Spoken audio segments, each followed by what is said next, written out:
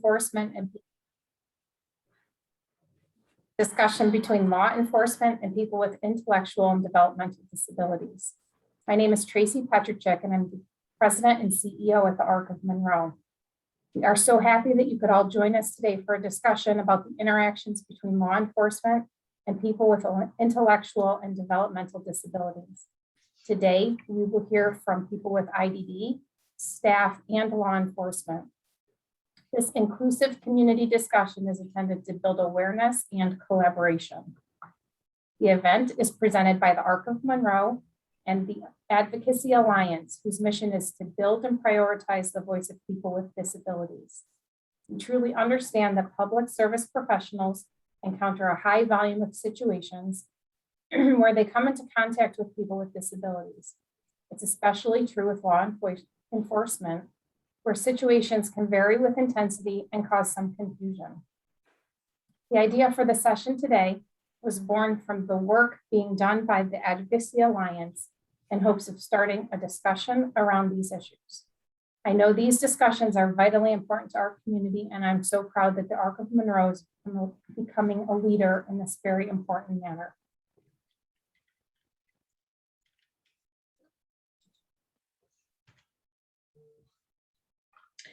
Thank you, Tracy. Today, we are thrilled to welcome 3 local law enforcement personnel to our event to engage in our discussion. They include Lieutenant Richard Waldo from the Community Affairs Bureau at Rochester Police Department, Trooper Jason Klawicki, the Community Outreach Coordinator with the New York State Police, and Deputy Marcus Schell, the Autism Community Liaison at the Monroe County Sheriff's Office. Also presenting today will be Amy Lapata, Director of Arc Behavior Support Services, who will describe the experiences and perspectives of direct support staff, clinicians, and families when calling law enforcement on behalf of an individual with IDD.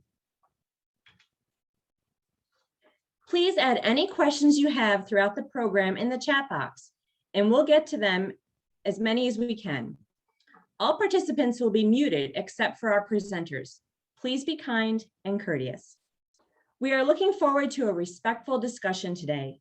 Unless you are a presenter, we ask that you keep your device on mute and use the hand raise function on the screen if you would like to speak.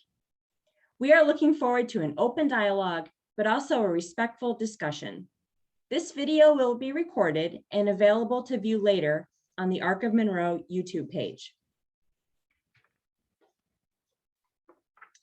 Today's program is possible thanks to 3 self-advocates, Renee Levy, Luther Lane, and Damon Thomas, who have been instrumental in championing the rights of those with intellectual and developmental disabilities, and it was their vision to have this discussion today.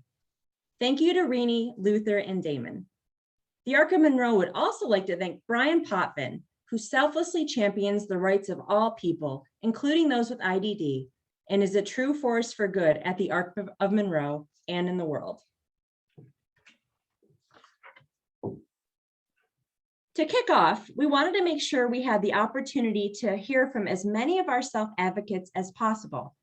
And we have put together a video highlighting a variety of experiences, good and bad, that have come from encounters with law enforcement from the IDD perspective. We appreciate your patience as we give our attention to that video now.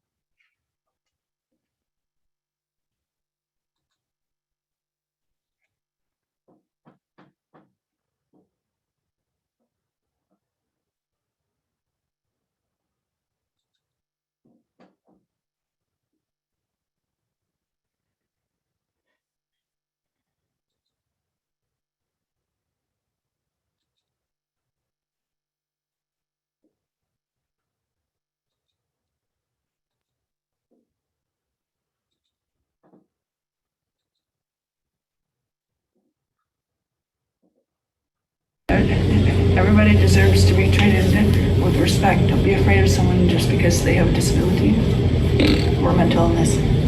The people with disabilities are not only human beings and people, but that their disabilities are a part of them, and it's not their fault that they have them.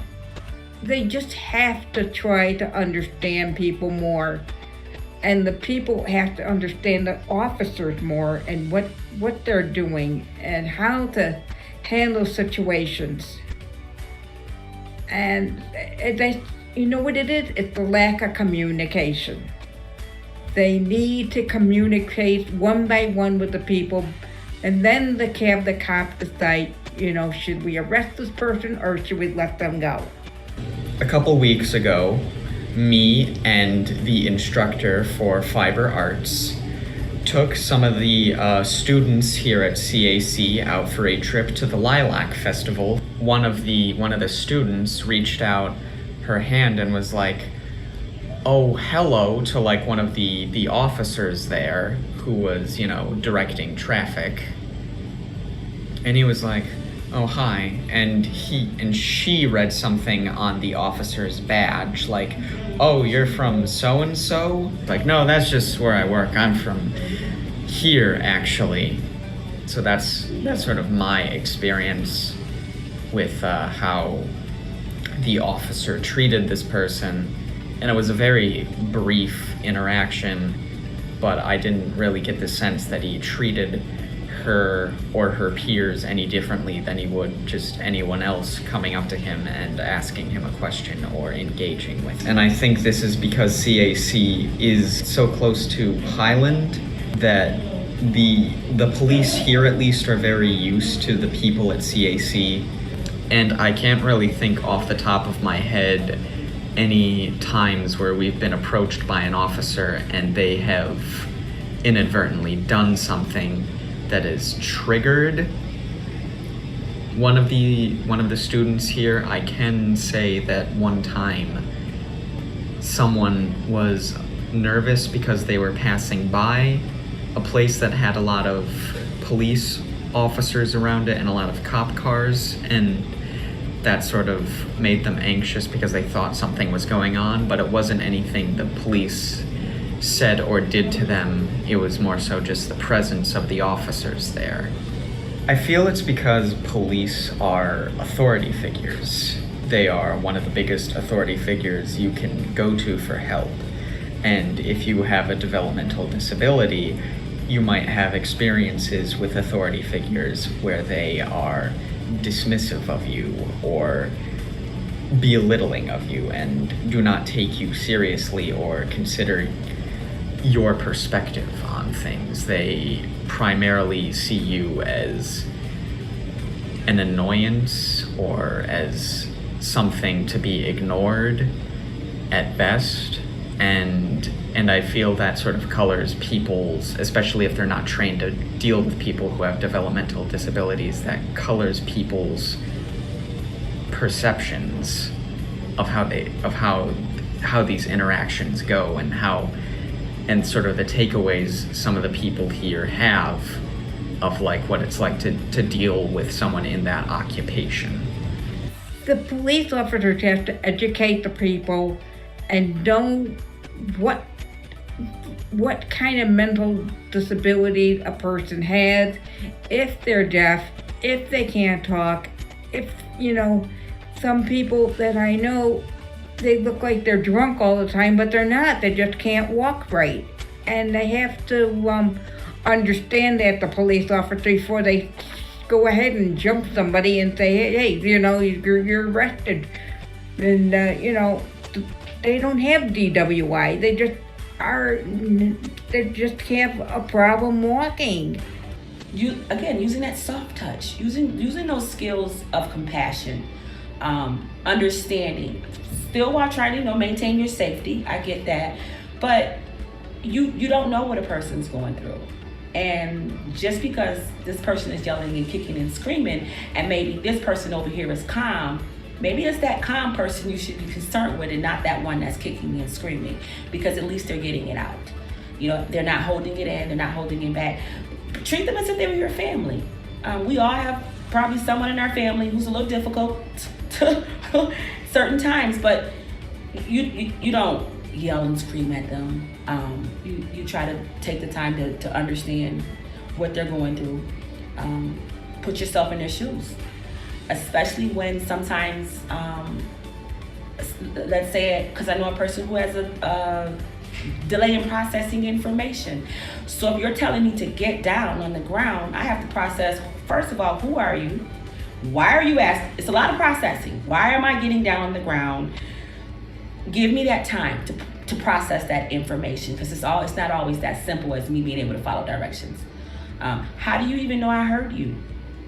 I could be deaf. You can't tell I'm deaf by looking at me. So how would you know? So I think basically just to assess that person and just try to treat them again as if it was somebody in your family, how would you want them to treat them?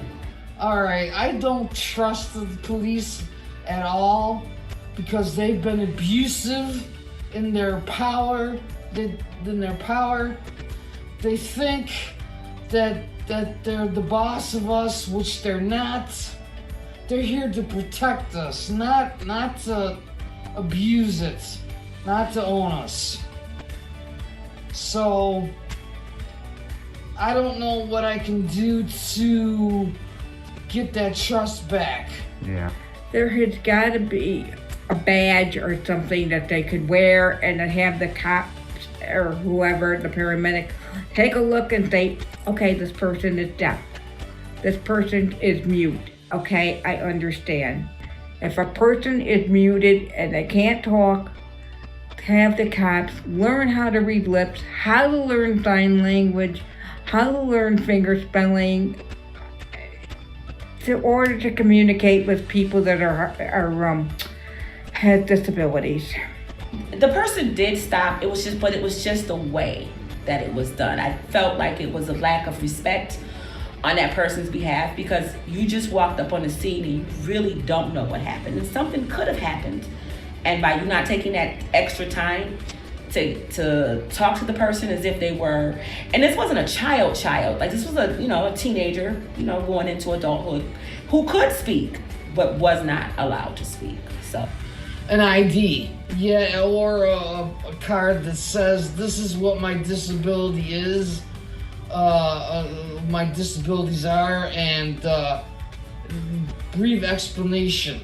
So my friend had a BB gun at the park, in the Henrietta Park, and then he was showing it to me, and then I guess someone that was walking by called the cops, and then the cops came, and I was holding the BB gun, and then the cops tried to put me in handcuffs, and I didn't want to be, and they were too tight.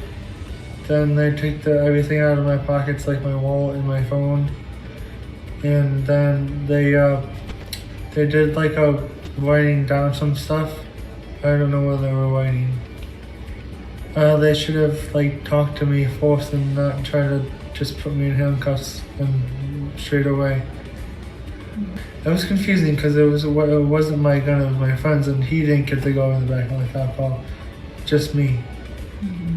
At one time, who child had a disability, had some mental health issues going on, and the child called the police and felt like the mom was not listening, wasn't responding to what they were saying. You could hear everything outside, and so when the police came, they only talked to the mom.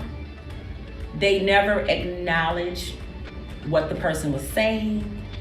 It was, they were talking about the person as if they weren't standing right there. The person clearly was upset, and it was like, well, if you keep this up, I'm gonna have to do this. It was more of a threat than an offer for help. Yes, they should know that people with intellectual disabilities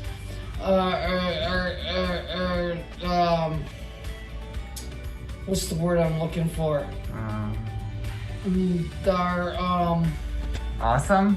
awesome, yes. Awesome. Cool. They should get to know people with disabilities. They should do a one-on-one with them.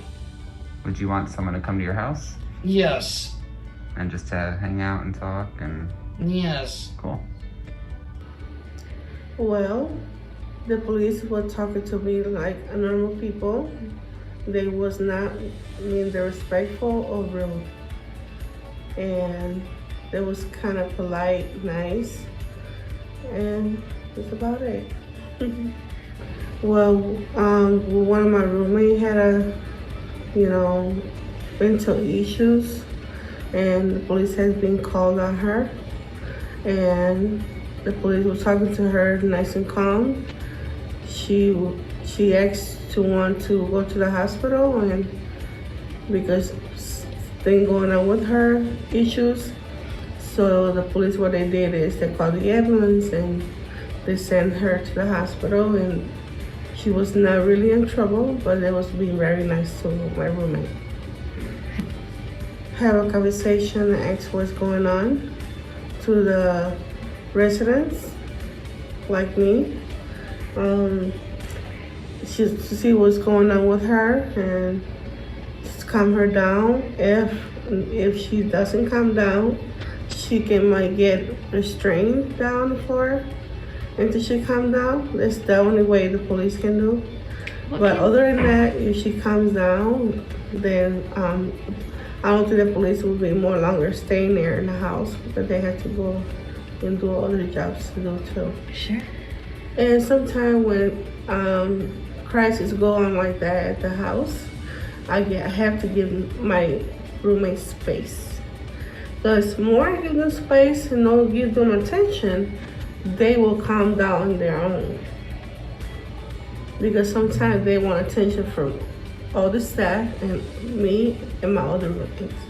So it's good to, give them more space and let them calm down. And, just me keeping my mind on something else and occupying myself, so I don't have to feel the same way how they feel, very angry, or because just because that person is going through crisis, it doesn't mean they're going to ruin my day.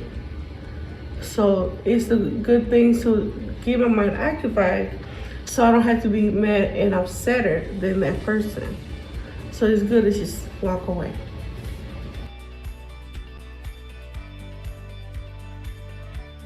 I have no experience of it. I know somebody have experience with policemen or AEMT. My experience, we on people cars in different ways on people. We have families and friends and people in love. I think people join forces and team up for a community or a city. Hey, my name is Waldo, and I help someone call the police or an ambulance. I come here and help you. No shoot, no taste. My advice: use paper spray, take it down. But it's my opinion. Always have a friend or family members around you. When no happens with police kill or an accident shot, always have people around you. Always people around you. Don't go by yourself on the streets. Always, my advice is have fun. Life is short. I think the reason why people are afraid of police officers is they don't know the type of person that they are. I think, we as a community shouldn't be afraid of police officers. I think what they do to help us is a good thing, and I think that we need to be more approachable and let them know that we're not afraid of them, And I think that with them, I think they really need to realize that, we some of us have a disability, but we're not one of those people that are just gonna go after you or attack you or anything. We're people that want to know more of what it is that you think that we could do to help things be easier for police officers and have them do things that's helpful more for us. Well, I would just say, instead of, just taking matters into your own hands, just be a little bit more calmer and don't just draw your weapon on somebody. Just be approachable. Talk to them. Let them know what the reason is that what's going on and what the reason is that they're doing what they're doing, and try to communicate better. I think communication is the best thing in this place for cops and people that have disabilities and people that don't have disabilities to communicate better. If I see a cop out and about or something like that, I'm very like, hi, how you doing type thing. I'm not shy. As you know, I'm not really shy. I'm really vocal about things, and to me, like I said, I can approach anybody and it's easy for me. Others it's not so easy for, but just to let them know that we're human beings just like you are. We have disabilities, but we also find a way to let you know that you don't have to be afraid of us and we don't have to be afraid of you.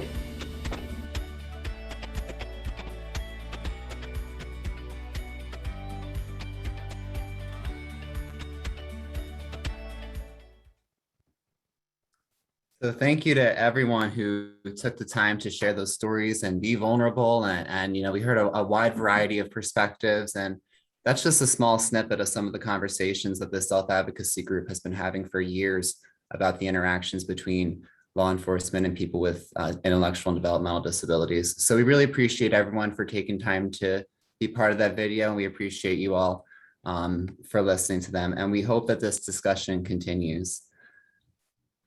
Next up, we're going to invite my colleague, Amy Lapata, the director of Arc Behavior Support Services, and she's going to share some examples of experiences that direct support staff, clinicians, and people with disabilities have. I also, as we get ready for her part, want to shout out all the Arc programs that are here and joining us today. It's not just the self-advocacy group, it's many of our day programs and help. Okay. And joining Hi, us. Brian. Hi, Brian. Hello. Hello. So we're all going to stay on mute, and we're going to welcome Amy Lapata, the Director of Behavior Support Services. Welcome, Amy, and thank you. Thank you. Thank you so much. And I'm humbled to follow that amazing video, really. And a lot of what I'm going to talk about really aligns with what has already been shared. Brian, it says I can't share my screen. It says host disabled screen sharing. Oh, now I can do it. Thank you. Thank you. All right, let me make sure you guys can see my screen. Yes? All right, great. So again, I'm the director of the Behavior Support Services Department here at the Arc of Monroe, and I've had the good fortune of being able to work here for almost 25 years. And in that time, have had a lot of experiences in supporting people with intellectual and developmental disabilities through some of their best days and through some of their not so great days. And those are the things that I'm going to be talking with you guys about, is sharing some of the real experiences that people we support and their staff and families have had when interacting with law enforcement. I do want to just be sure that I say this, that I'm sharing real examples, not naming names or anything. And examples are going to include both positive experiences as well as some of the more negative ones. But understanding that these are experiences, not intended to be judgments in any ways, but opportunities for us to share these perspectives so that we can move forward in a collaborative way. That being said, some of what I share, I'm just going to give a little content warning. Some of what I share may be a little bit difficult. So Appreciate you guys bearing with me. Okay, so the first thing, you guys saw my slide changed, yes? Okay, it didn't look like it's over here. So one of the biggest, most frequent questions we get when we call is, why did you call us? So I thought I would kind of go over, sometimes it's a perception that that is out there that because someone is enrolled in our services, that they have all the support they need. And we as staff who are experts in the field should be able to support people. But frankly, we call for the same reasons any community member might call. We're in a situation where there's a concern for safety, someone's harming or threatening to harm themselves or others. There's maybe some significant property damage that could result in physical harm. We have had people who've experienced suicidal ideation, engaging in threats and even actions at times. And sometimes it is that we have someone who is out in the community and they haven't returned and we need some help finding them. Or someone has left and because of staffing supervision needs for everyone else, we can't go and figure out where they're going. So we may call and ask for help with that. There are some times just based on our regulations when certain incidents happen that we also have to call and report that. I've been the one who's had to make those phone calls sometimes if there's, a theft or there's some sort of conduct between people, whatever, we have to report those things. So those are some of the examples of when we would call. On sometimes the people we support themselves call. And so we've had to navigate those things too. And we'll talk about that as well. So when it's gone well, these are some examples that people shared with me and that I've been experienced, have had experience with as well. Officers arrive and they ask questions, they help us with problem solving. They try to get information from the staff or the caregivers that are there, what's going on, similar to what Valerie was talking about in the video. Ask us what's going on, what's the situation. Responders will stay long enough to support and not just, okay, looks like it's good and I'm out of here. And when we've had frequent calls, and we have had some people that have more support needs than others, and we've had to call on a frequent basis, sometimes what happens is we actually start to develop a relationship where the responding officers or the departments that are in that area really get to know us and the person and the site. And one pretty amazing example that was shared with me by one of the behavior specialists was that there was someone we supported who would be someone we'd call frequently about, and officers would show up and maybe the person would be starting to calm when they arrived, but there were times where officers would stay and be seen sitting at the dining room table with the person engaged in some sort of activity, just as a way to reassure that, okay, this really is like we're in a good place. So those are the kinds of things that show us that that's a good interaction. So I threw a couple images on here. I will just disclose that these are just simply Google images. I have no idea who these people are, but I thought they were good representations of what even just by visually looking at it, an interaction looks like. So I'm just going to give an image description. That top picture is an officer who's lying on the ground next to a little boy who's likely in distress, and that officer is trying to connect with them. That middle image is of an officer sitting on the ground next to a young autistic person. That one I did see that it was an autistic person. And then that bottom image is an officer sitting on a rock wall with a young man. Looks like they're sharing something of interest together and they're smiling. And these are interactions that really show, a connection. I do want to just say I am not a police officer, but I am aware of putting myself into a situation that may be unsafe. I can understand where there would be vulnerability when you're putting yourself in that physical position next to someone. So I get that may be one of the barriers to those things. But when we can have these good interactions with people, what happens for the positive impacts is that the person feels supported. The staff feel supported, which then helps the person after. Police aren't going to stay the whole time. They're going to eventually have to go. I think as Rini said, they have other jobs, or Michelle said they have other jobs, that, the staff feel supported then once that the officers have left the scene. People feel safe, like people are feeling more safe because of that positive response. And they just feel like they're part of their community because, again, like anyone else in the community who might have to contact law enforcement, it's probably never a fun situation, but if they feel like they've been accepted and respected, then it goes better. So sometimes intentions are good. And we've had these two situations happen among others where, officers come and say, if you behave, I'll bring you a donut. or bringing someone a cup of coffee because they themselves called and were complaining about the staff or whatever. And we get that the intention is probably to, maybe diffuse the situation or make the person feel better. I'm sort of guessing that if I were the one that they called on, you probably weren't going to be offering me a donut.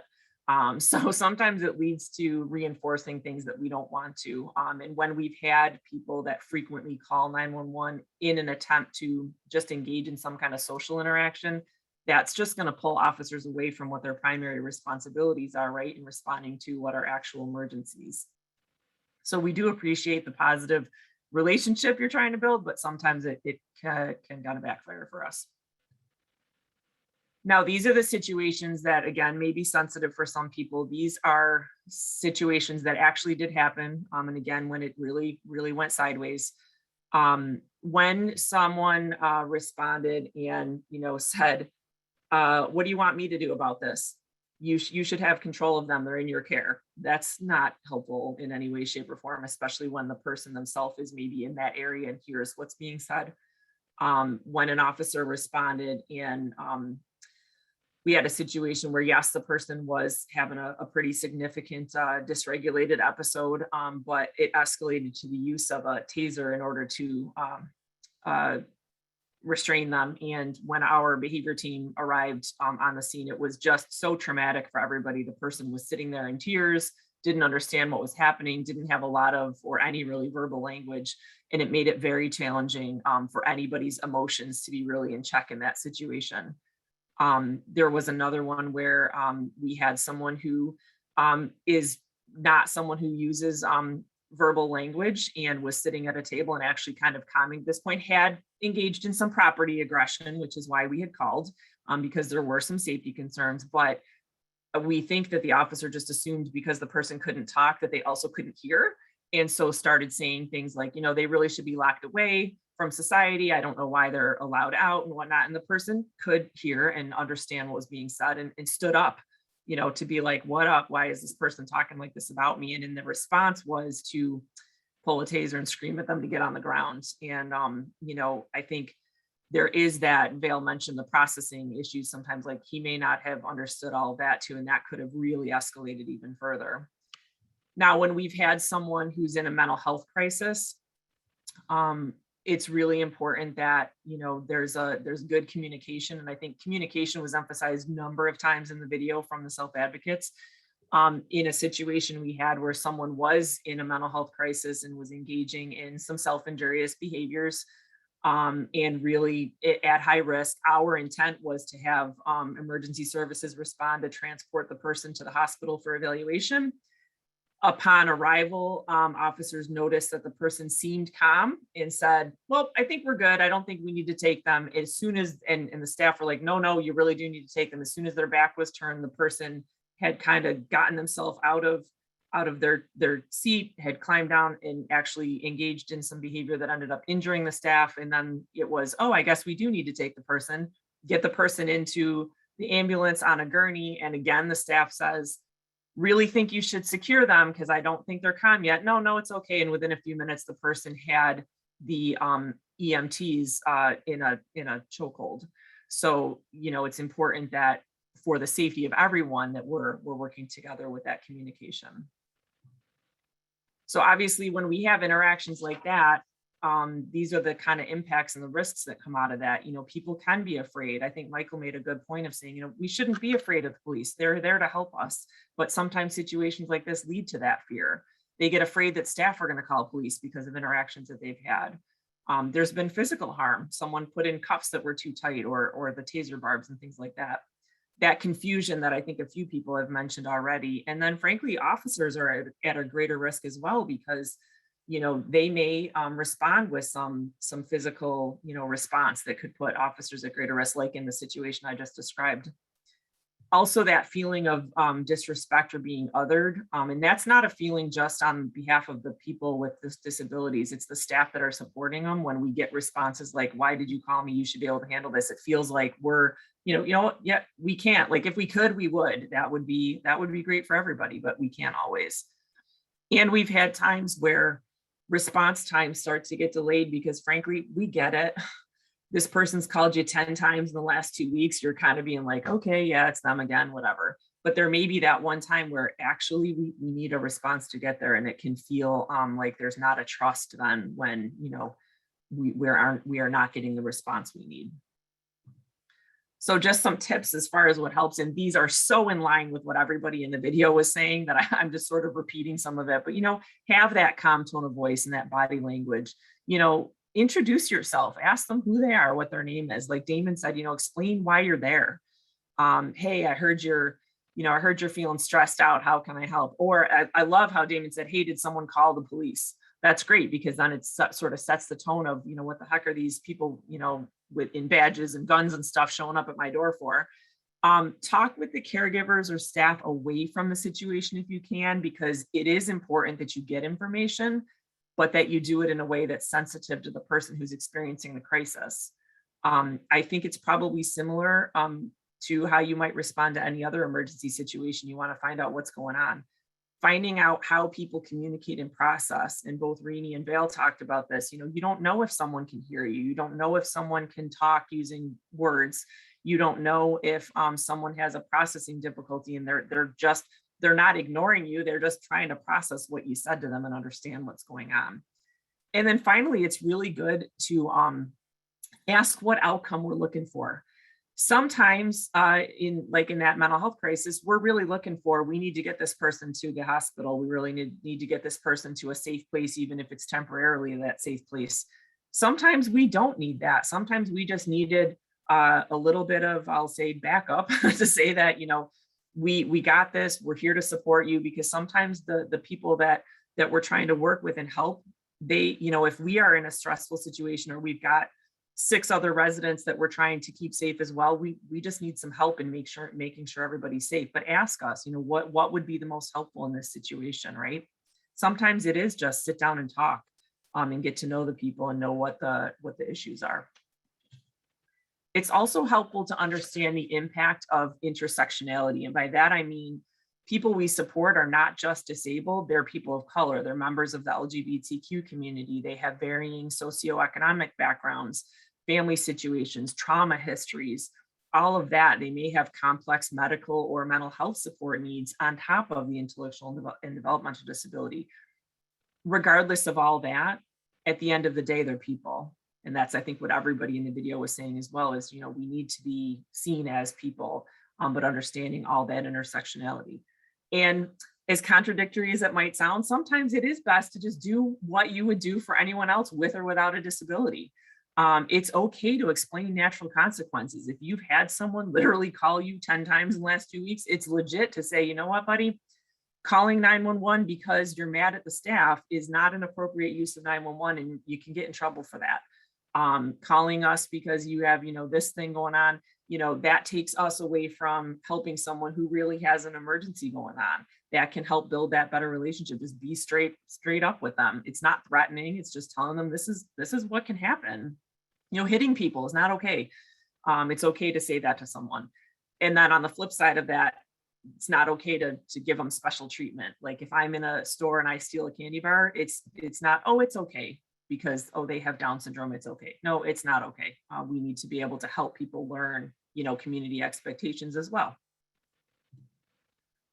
So the things, again, that are not helpful are what hurt, and I think people have already commented on these too, is just, you know, not listening, whether it's not listening to the person or not even giving them a chance to be heard, not listening to the caregivers or staff. That's ended poorly in some situations. Assuming that a person can't hear or communicate. They might, you know, be able to hear exactly what you're saying and you're sitting here and talking about them right in front of them, or maybe they can't hear and you need to figure out another way to communicate with them. One of the major things, and I think Mike got at it too in the video, is just, you know, assuming that people with disabilities are dangerous, that they're going to be aggressive and they're going to be violent. That's just simply not the case for many people. We did have an example of a time when we had contacted 911 and staff had been trying to explain to the officer that the person needed some space, and when the person didn't get it and they tried to just leave the area, on their way out of the area, they made physical contact with the officer. They did make physical contact, you know, hands on or whatever. And the officer's response was to assume that the person was going to be violent and aggressive, draw their taser and yell at them to don't move. And our staff ended up intervening and saying they were literally just trying to run out the door. Like we would have been in a better spot to just kind of let them go by you. Yes, it's not okay that they, you know, put their hands on you to get by, but that was their intent, was just, I just want to get out of this room and I need some space. So it ended up escalating to a point where it could have gotten pretty bad. And it's also important not to assume that we called you because we need you to just take control. We again might just need that backup presence to help diffuse the situation. So I just wanted to end on a positive example of how the communication and the learning is shown in this action. So we have someone who's historically used walking in their community as a coping strategy. It's been something that's been helpful for them. And they also have different hearing abilities where one ear has good hearing and the other ear does not. And in an incident, I don't even remember because it was so long ago why we had called for assistance, but an officer approached the person from behind and from the side that they couldn't hear from.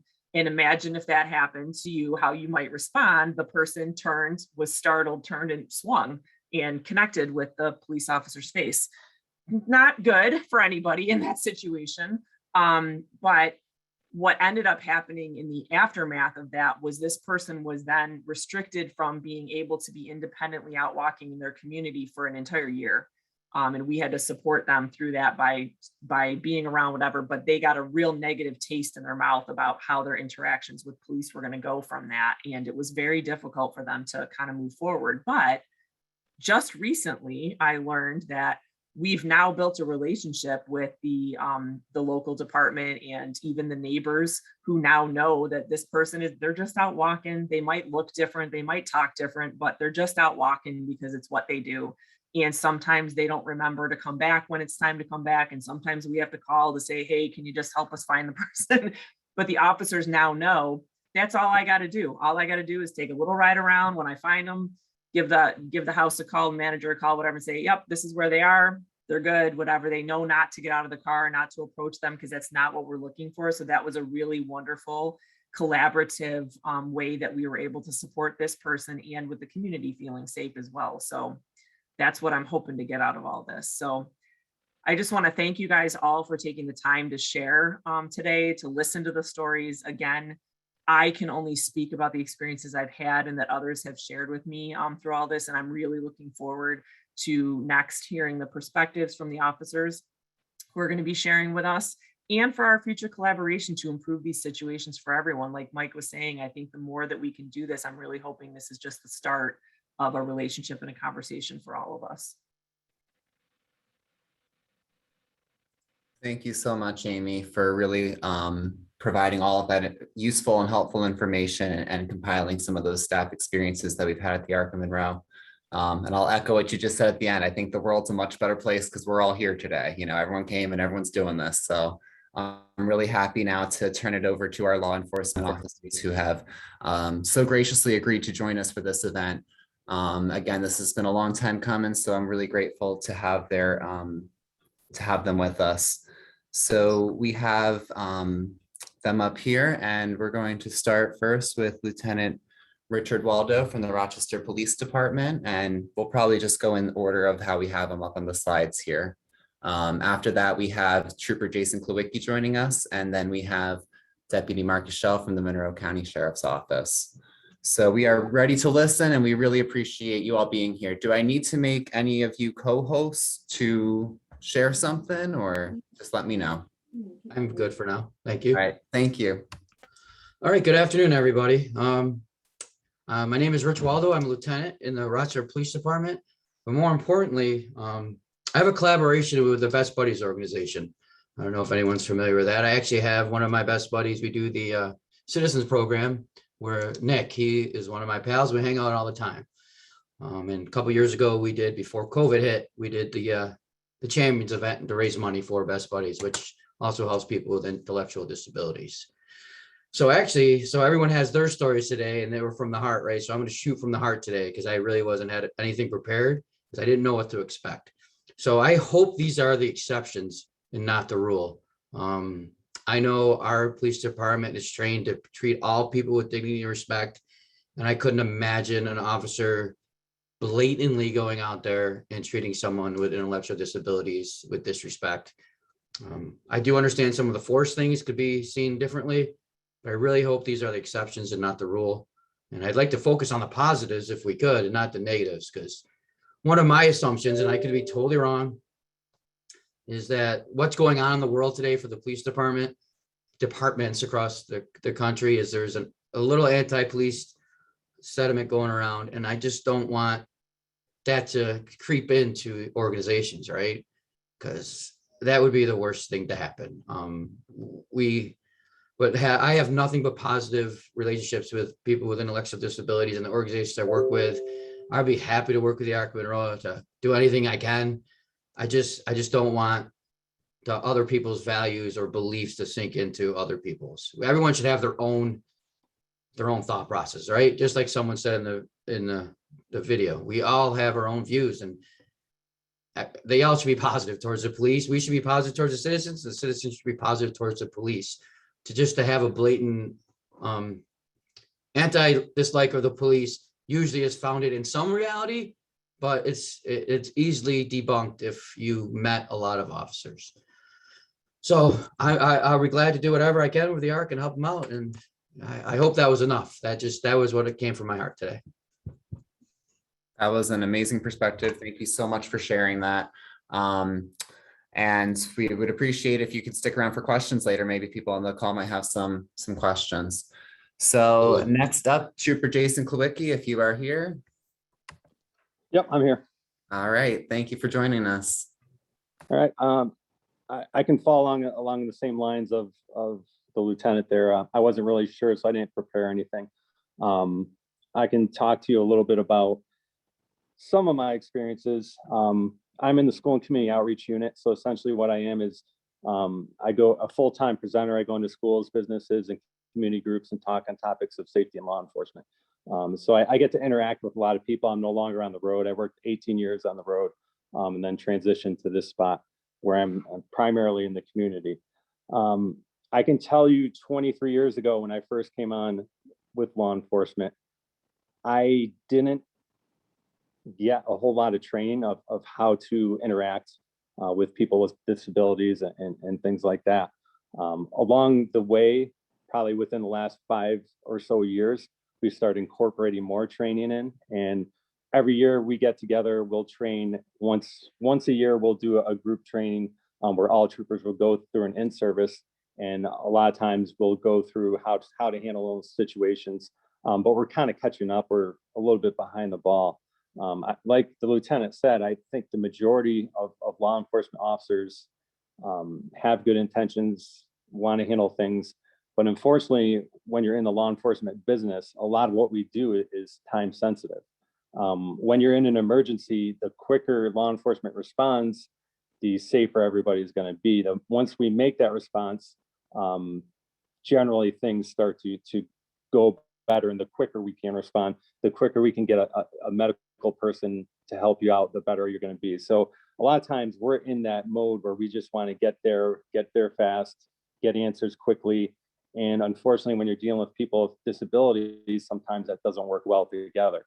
I know that many of your members in the video had said communication is key. And I would definitely 100% agree with that.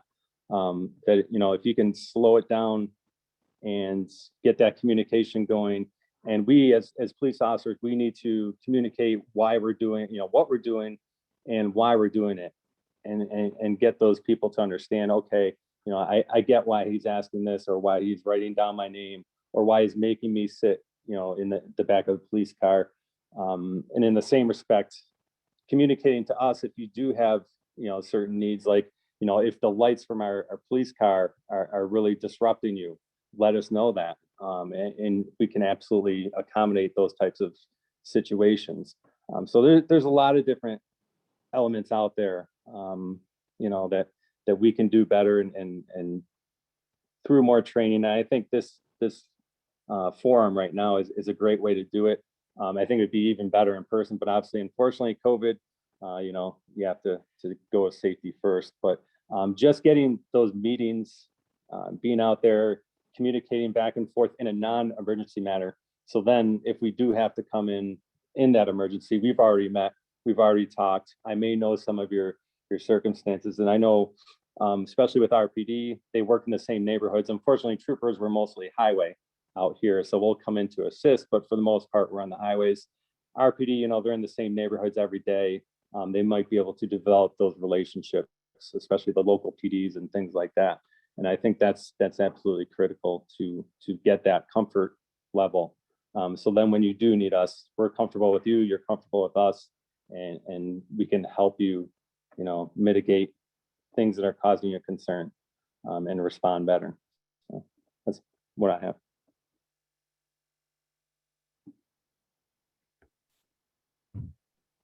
Thank you so much. Couldn't agree more. All right, and finally, we have Deputy Marcus Shell, and if there's someone else with you, feel free to introduce them as well, and we'll definitely put them in the after notes.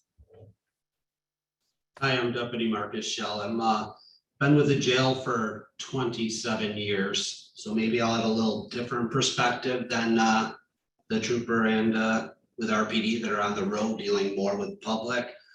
I deal with a lot of people obviously coming to jail. You've been charged with a crime.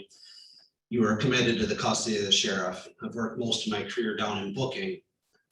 I think like the trooper said, you know your community, you know the people that you deal with, and it helps to communicate when you know them.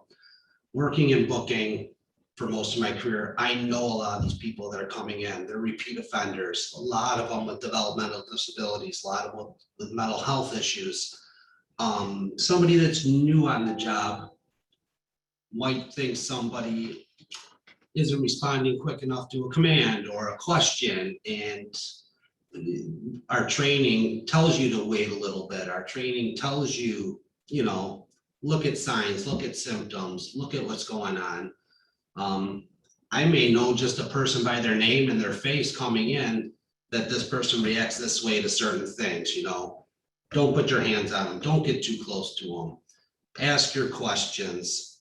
Ask simple questions. Ask questions and wait a second for the response. So I think knowing your community or knowing your people is very key to assessing certain situations and how you want to react or not react. And some of my partners that were going to be here today from the road might have some different similar scenarios to the trooper and RPD. I do have Sergeant Bossler here. He's Sergeant in Staff Services here, my boss. But I think at the jail, it also helps that we have mental health staff right there. They can assess situations very quickly for us. They're pretty much on scene. I have medical staff right there for anyone that has certain needs, whether it's medications while they're with us, whether it's a treatment program. We can get them right involved with that immediately almost just by I'll exaggerate a little bit, but the 150 medical questions that I have to ask somebody, and I'm actually a triage nurse when I'm booking somebody in. I am asking them, what meds do you take? You know, do you have any mental health problems? Do you have any issues? What do I need to know about you? Do you have any food allergies? There's so many questions that we triage out of a person before I get them to see a mental health expert or a medical person. So we're definitely there to help and assist people as they're coming to jail as well. So I'll just kind of piggyback off of what Mark said. I have to apologize. I got pulled away to another meeting, but like Mark was saying, what's unique about the sheriff's office is having that jail, the road, the court bureau. So we deal with these people in various stages of their life at different stages of the criminal justice process. So primarily I work on the road patrol for the last 21 years. Right now I'm currently assigned to staff services overseeing the training unit. And then additionally, I oversee some of the community liaison groups. So what's nice about it and where I'm coming from is to hear from you guys as to not only what do you need, but then how can we better train our officers, either with collaboration with the community, with the different support groups, to address those needs and see if it is just a communication that needs to improve, a better understanding both ways, or from a training perspective, is there a better way we can train our officers? And then at the same time, we can offer the training out to the community so that there's that mutual give and take. And that's what we're here to support however we can. So thank you. Great. Thank you so much. We really appreciate you joining us. All right. So thank you so much. We're going to open it now up to the audience. We have some questions that were in the chat, and Deb Zerniak, my colleague and supervisor, will be helping us out with reading out these questions that are in the chat. And if you do want to contribute something, please raise your digital hand, use the raise hand function, or put something in the chat, and we'll try to get to everybody. Feel free to ask questions of any of our law enforcement partners who joined us today, Amy Lapato, who shared all that wonderful information, as well as Rini Levy, who's here with me, Luther Lane, who is joining us virtually. So take it away, Deb. Hi. Okay, so we had a couple of comments from Alan. He said that a lot of things that are happening are that self-advocates think they have the right to do whatever they want or say. And Colleen had a question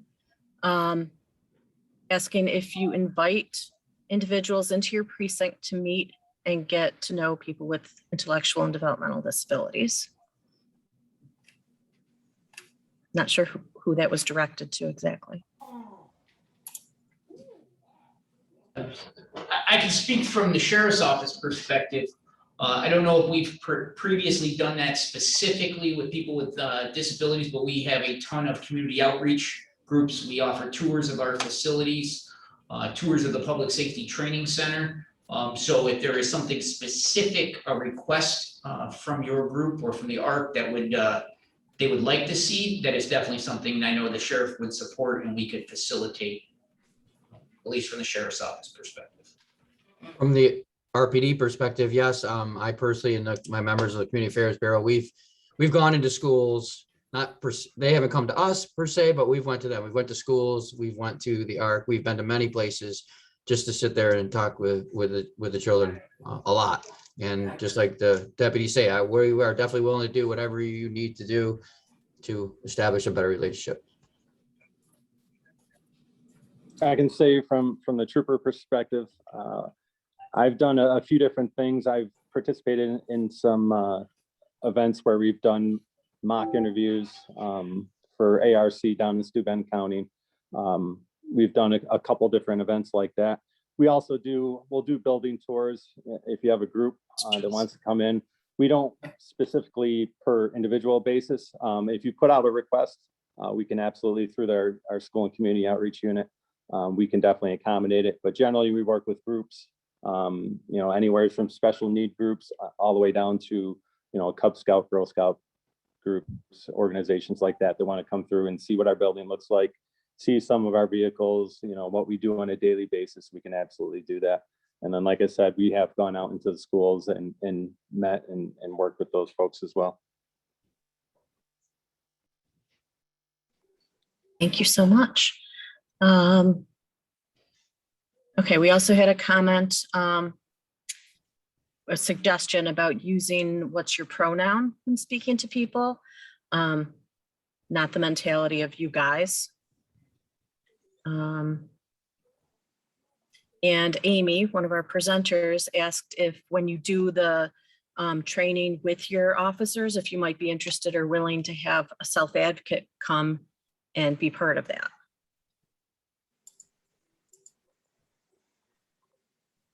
For my perspective from the state police, that's something that could definitely be brought up. It's above my pay grade, so that would be something that our local captain or major that's putting on the training would definitely. I think it would probably be a good thing. And like I said, we usually get together. Usually it's in February, January, sometime around that time frame, and I'm sure they would probably welcome the idea if we do a training like that. I would definitely echo those remarks from the trooper. I'd also just to reassure everyone, every officer in this county, in this area, is trained to treat people with dignity and respect. We've had many in-services about procedural justice.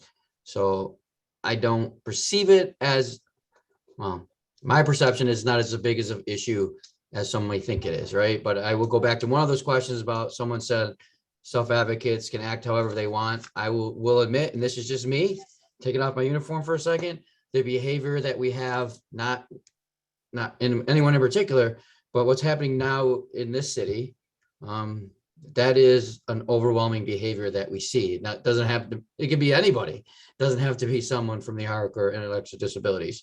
So that's why I said earlier, I hope that's not, that entity is not creeping in to this group, because it's really not. That's, we all know how to act and behave. We all do. And I know people from the ARC and Best Buy, they all love the police. So I just hope it's not something that's just seeping in, but we'd be willing to do whatever you need. I say that again. Thanks.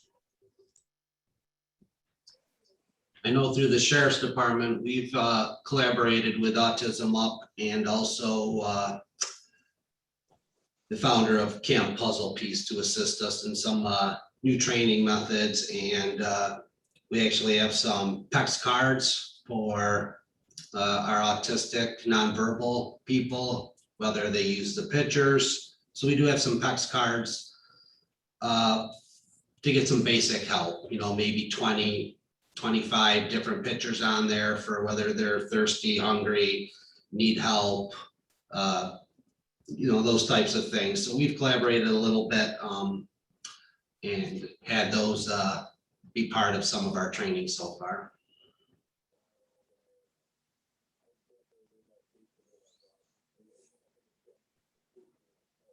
Thank you. Elise had a question. Is there a plan to train or educate law enforcement on how to bridge the gap when law enforcement needs to be called? I don't know if you consider that answered already.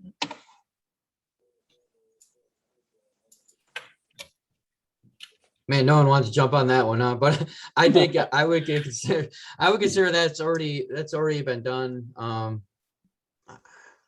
I mean, there's always a need for improvement, right? But for the past year and a half, the focus has been on procedural justice and treating people with dignity and respect. So I don't know. Is there any future that would be, like the trooper said, that's about my pay grade, right? I don't create the training, but we would definitely be able and willing to help out if we could. Thank you. We have some questions from some of our advocates that are present. Colleen, would you like to? I don't have a question, but I want to thank them for being here. And I actually been a part of a couple of different trainings with police department and the fire department about active shooting with people with disabilities and public safety. And I actually a trainer for self-advocates too. But keep up the great work. Don't let the bad people who put you guys down while working. You're there to protect us in any way you can. Thank you so much. That's why meetings have to be live, so I can run and give her a hug, but soon enough. And I think I met you in the past, Jason. You seem familiar. Thank you, Colleen. Okay, Luther, would you like to ask your question? Hi, first of all, to all the police officer in the thing, thank you very much for being here today. Thank you for contributing, and thank you for sharing your perspective. Officer Waldo, thank you especially for being here. You're probably one of the nicest police officers I've seen in the Rochester Police Department thus far, and I want to say thank you for your contribution. Thank you for everything. Above all, thank you for what you do. Thank you for keeping our community safe. Just gonna say real quick, it's not that the police in and of itself is bad. It's the corruption that's, I think, intimidating us, not to mention the alpha authority status. But this meeting has given me some good perspective on how I can go forward with expanding, not just on the regional level, but whatever. So everyone, especially Officer Waldo, if there's anything I can do to assist you, please let me know.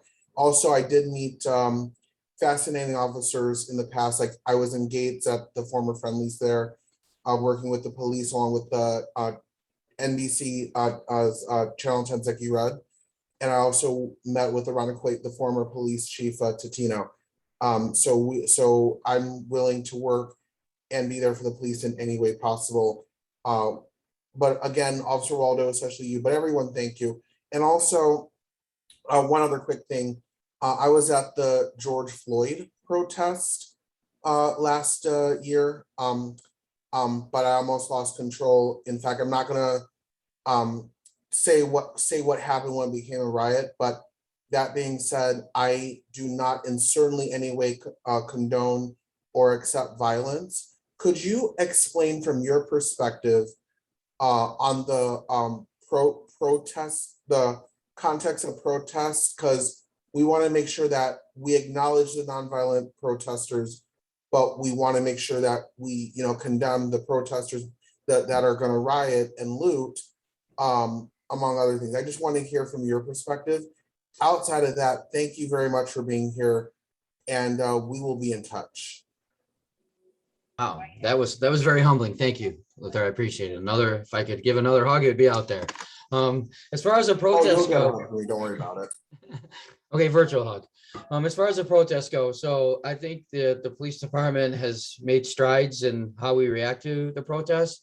But in the beginning, this is coming from me again, from the heart. So in the beginning, it wasn't nonviolent protests, right? They came with rocks and bottles and fireworks and water bottles, and that's when we Law reacted. enforcement. That's when we reacted with the training that we had at the time, right? So after long discussions with the protest, both sides, I think we came up with a happy medium. The last few protests were let you march and get your First Amendment rights out there all you want. But it's when you cross the line and you start throwing things and at the police officer, make it dangerous for us. But we haven't had one of those incidents in a while. So hopefully we make good strides. And I hope that answers your question. It does. And also, can I ask you, Officer Waldo, how do you feel about the incident with Daniel Prude on Jefferson Avenue in Rochester? Oh. I'm not going to totally take the fifth. I just don't think this is the appropriate venue to voice my true opinion on the Daniel Prude incident. It all played out, and as they famously say, it is what it is. So maybe one day we can talk over a cup of coffee about it. Awesome. Thank you, guys.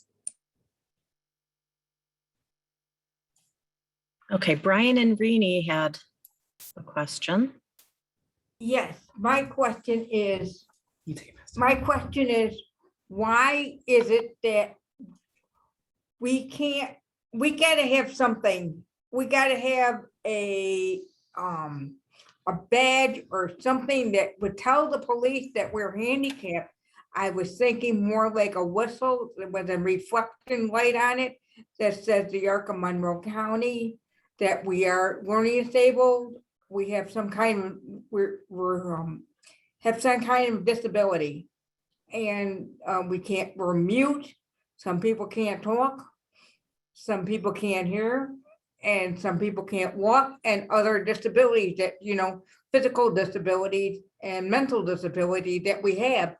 And how can we tell the other police officers that there is something wrong and just keep us safe? I believe OPWDD has cards that can be made up. You can do it right online, I believe, through them, and it'll have your name, address, a disability that you want to list. It's, you put on there what you want to put on there. There's also, I see a question over here about the yellow dot program. I know we've talked about that with my partner recently. We haven't followed up to see if it's still going on. I believe it is. And then there's also, I believe with 911, they're revamping their software and getting the SPIN program out there. So special person in needs. So it's voluntary. It's data's not collected on it. It's merely if you want to call in, if you want to fill out this form and say, if police respond to my house, this person lives there, this is their disability, and this could be a trigger, you know, whether it's the sirens, whether it's lights, whether it's loud noises, whatever it is, it gives the responding officer to that house kind of a little bit of intel going into it, that they know this person lives there and this is, you know, potentially a hazard, or however you want to call it. It's more information for us responding to that house to help you. I think I want to thank you all for coming, all the officers, and because I knew a lot of people from the Brighton Police Department, and they were very helpful to me. And I just want to get the word out that there's got to be, what happens if somebody can't read their card and they don't understand and they can't talk? I mean, there's got to be, like, you know, like you guys carry a police whistle. Wouldn't there be something like that for the Arc of Monroe, to have something that a badge or something that we need to let them know that we have problems? Well, I would say that that is something that if the ARC was, you know, has that need or that desire and would like to create a program like that, I'm sure that the sheriff's office would collaborate with them, or the local police departments. Obviously, it would be one of those things that would have to be a full collaboration, because we cross so many counties, so many towns, different jurisdictions. But, you know, if one of the current programs isn't meeting all of your needs and we need to tweak it or create that, I'm sure, I don't want to put words in Mark's mouth, but I know I could get him to and his counterparts to kind of collaborate with you guys. And maybe that is take your idea, tweak it to however it means. But it's not a bad idea, that, like Mark was saying, often police are questioned or you know, asked and said, your response was not appropriate. Well, what they don't know is what we don't know. Going into that situation, we don't have all the information. So we're going in not knowing there's a person with a disability there until after maybe the way we introduced ourselves or our first initial contact created that hostility. If we had that information ahead of time through the dispatch or right on scene, we were presented with a whistle or a piece of paper or a token or whatever. Now we can adjust our tactics, adjust our approach. And if we keep one incident from starting, you know, contentious and keep it calm, it just makes everything smoother for everybody. So I would definitely support looking into that and kind of helping you guys however we could. Thank you so much. It's really great to hear about all the programs that are out there and available. We have a few people that have their hands up that are in line. I'm just going to list them so you know that I see you. We have Josh, we're going to have him go next, but we also have Jessica, Michelle, and T. Walters. So that should be the order we go in. So here we go, Josh.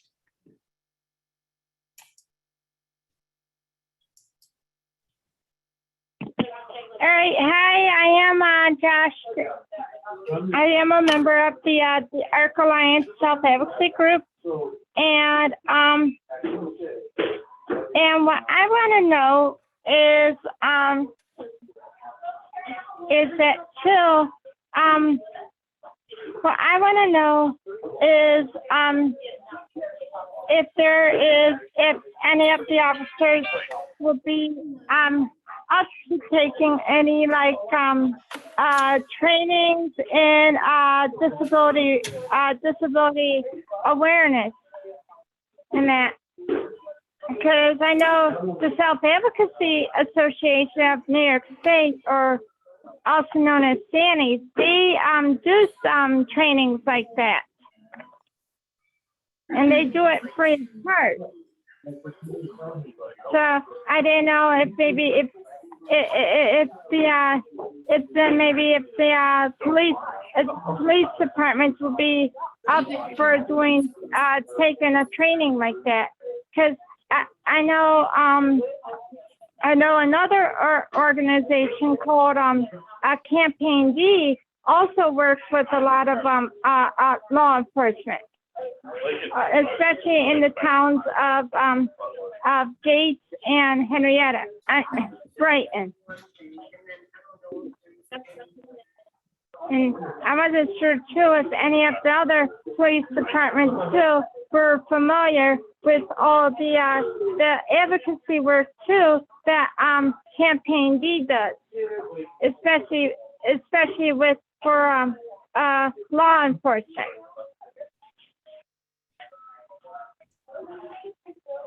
I'm pretty sure I can speak for all three of us here that I'm sure if training was available and it was approved, I'm sure we would not have a problem with sending officers to training on for the topic she just discussed. Okay, thank you. So we had some questions in our chat too. One was concerning safety in the transit center and wondering how to stay safe in that area. I guess that's me. That's transit center. Well, it wasn't my area.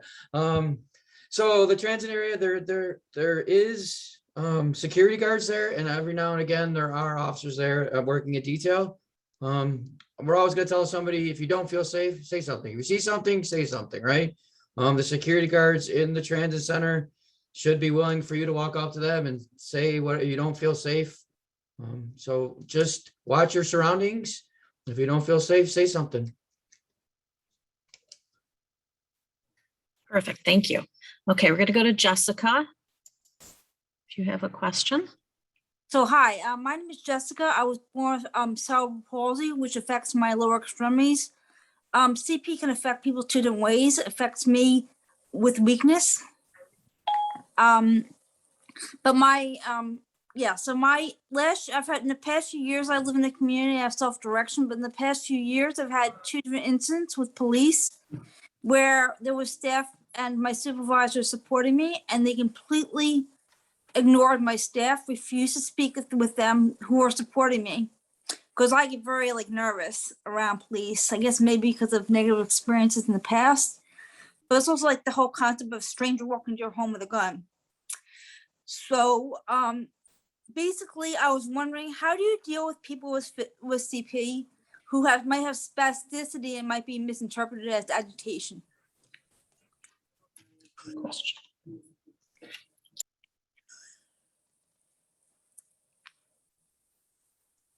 Don't everyone jump at once. I got this one. I would say the guys here, obviously we were not unaware, but it's a situation that we probably don't come across very often.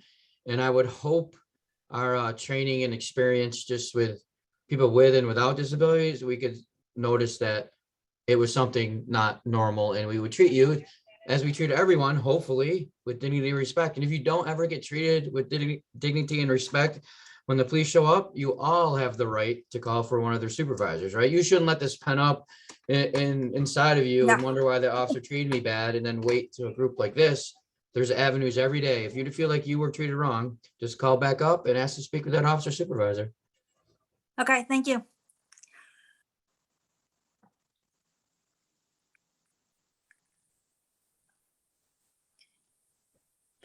We're gonna go to Michelle if she's ready with her question. I am ready.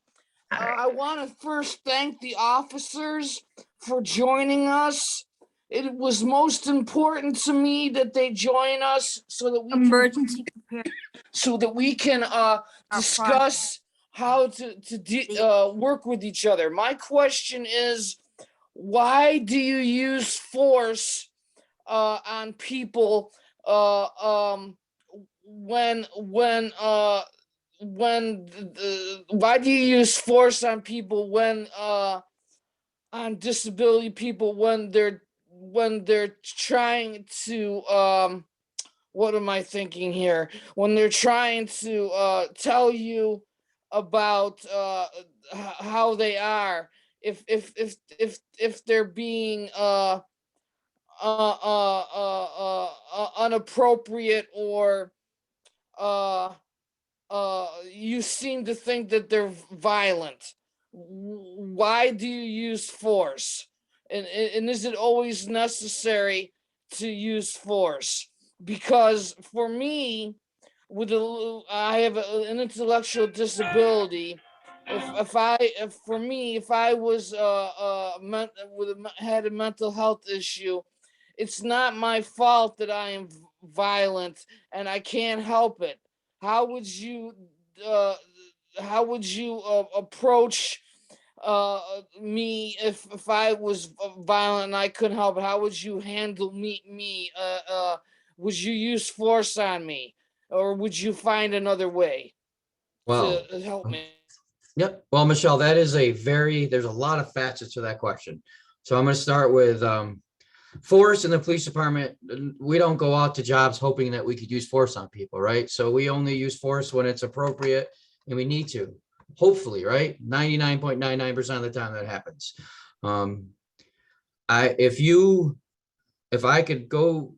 If I went to your house and I saw you and you were acting violent and you weren't being violent towards me, and I could talk you out of it, if we could use our language, our talking skills, anything else to de-escalate, de-escalation training, we've all been through it in the police department, we would try. But you also have to remember, if you now become violent and that violence is focused towards us or somebody else, we have to use the appropriate amount of force to quell that situation. And hopefully we're trying to use the least force we can, but it depends on how much force that person brings upon us. It's a very, very tough question to answer with a brief, short answer. But I hope that helped. Thank you. Yes, yes, it did. Thank you very much. Thank you for joining us. I want to say something. I do like you guys, and I do respect you guys. Don't let them abuse you. Thank you for all you do. Thank you, Michelle. Okay, Yes. and T. Walters, I recognize the group, but I'm not sure who had the question there. Oh, it's Barb and her group. Okay. Hi, what was the question? Which one?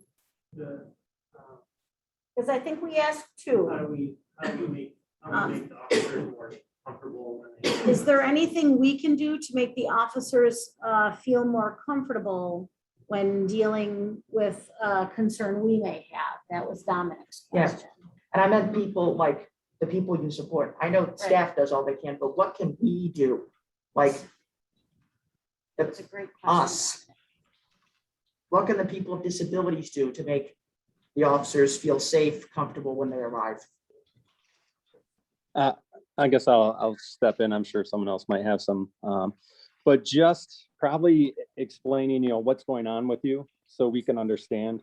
When we respond, we generally get called to some type of emergency, but we don't know what it is, or you're going through some type of crisis that we may not understand. So I know it's probably a difficult thing to do when you're going through a crisis, but if you can give us some, like I said, like if our lights are making you uncomfortable, if you can let us know that, that can help us, and anything that you can do to just give us some insight.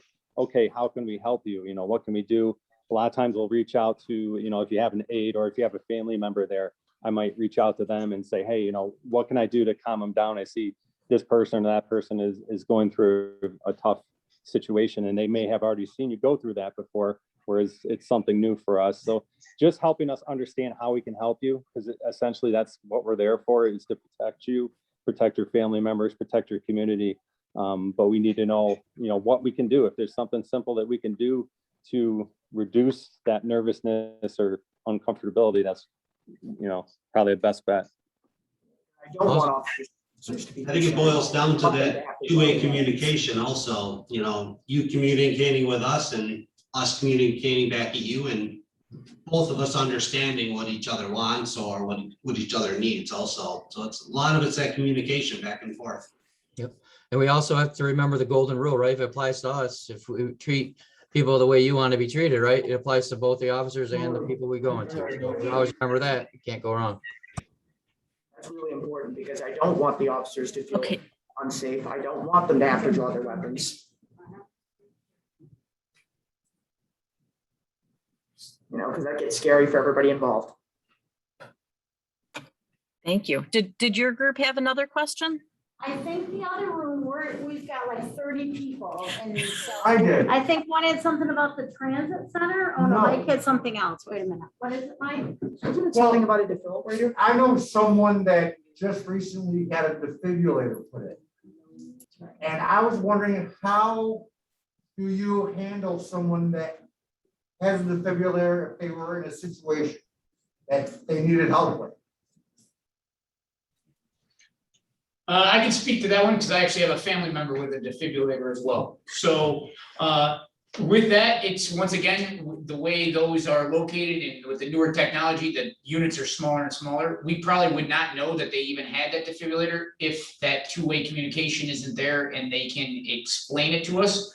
But that would be, you know, one of the prime things, at least for my family member, is when you have a defibrillator, you can't be wanded by a metal detector. So depending on what part of security you're going through or what part of the criminal justice process you're in, if there are certain things that you medically can't have done to you, but it's a procedure that we typically follow, we just need to have that communication. So I know that they give cards, medical cards out to show that I legitimately have this device in me. I can't be accessed with a metal detector. I can't go through a scanning. I need to be brought to a secondary location for screening. So it really just comes down to communication. We're not going to treat that person any differently. They're still going to be subject to all the same security measures as everybody else, but we're going to be accommodating so that we don't put them in any type of an undue medical situation. Does that answer your question?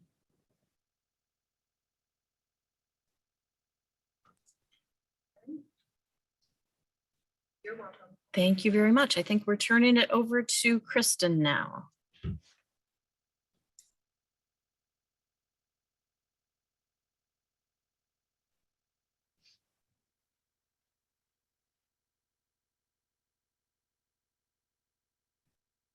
Kristen, you're muted if you don't know.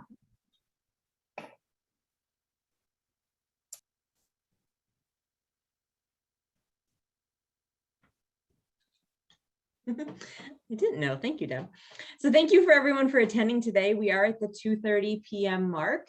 And so we're going to wrap it up. But we wanted to thank everybody for attending today. We were so pleased at the turnout and how many of you came out to share your opinions and your thoughts. And we're just so grateful that everyone was part of this really important discussion. We want to definitely acknowledge our partners and thank them again for this. Lieutenant Richard Waldo, Trooper Jason Klowicki, Deputy Marcus Schell, Amy Lapata from the Arc of Monroe, and of course our self-advocates, Renee Levy, Luther Lane, and Damon Thomas. Please join me in thanking them one more time. This week, you're going to receive a short survey in your email. We'll welcome you to provide any kind of feedback you have on this session. And also there's going to be an opportunity in that survey to give us feedback on what you'd like to see in the future. As many people said, we don't want this to be the first time and the only time that we're doing this. We want to have this be the first time of many more future events and discussions that reflect what you want to talk about and things that are important to you. So again, thank you so much to all those in law enforcement that took time to be part of this day. And thank you for all for taking time to be a part of this event. Together, we are definitely better. Thank you.